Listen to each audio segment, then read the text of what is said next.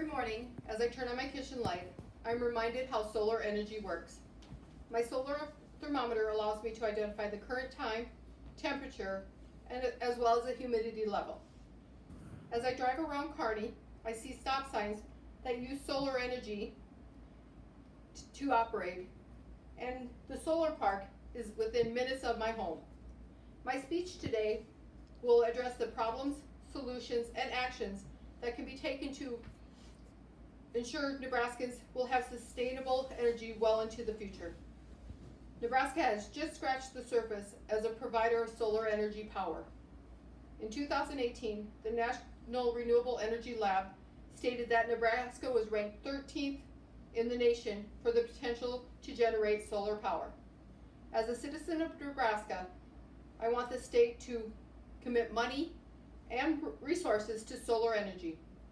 If this happens, Kearney and other communities will see the benefits of solar power as a renewable energy source that will illuminate our communities well into the future.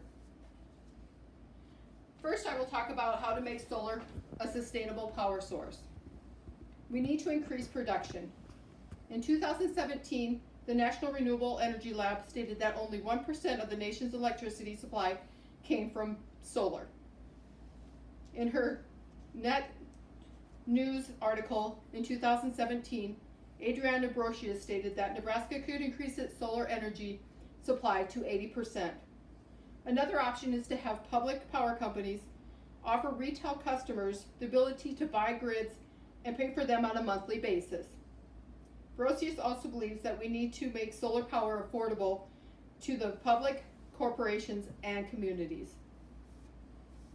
Now we'll discuss the limitations of solar power. These include current laws. Fred Knapp, writer and editor of Net News, believes the 2009 net metering law that requires utility companies to buy excess power generated by solar systems should be increased from the current 25 kilowatt per hour to benefit corporations and farmers. Number 2 is the cost when compared to wind, coal, and nuclear. Solar energy costs anywhere from 78 to 222 megawatts per hour. Wind is the cheapest at 32 to 62 megawatts per hour, and nuclear is the most expensive at 97 to 136 per megawatt hours. The cost to produce these energies was wind at 35 to 60 megawatts per hour, and solar being second at 44 to 60 megawatts per hour. The Kearney community can increase its productivity by 80% by buying solar panels outright or buying shares. Brocious also believes that consumers using solar can have a positive outcome. She believes that Kearney and other communities must commit to solar power in order for it to become a renewable power source. Next, I will talk about Nebraska legislation.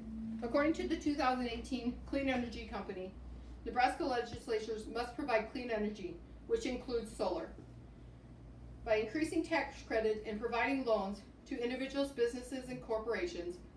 Fred Knapp of Net News believes direct production credits for every kilowatt generated back to public utilities could also help solar energy increase significantly in Nebraska. Now I would like to share some slides with you. The first slide is a solar map of the United States.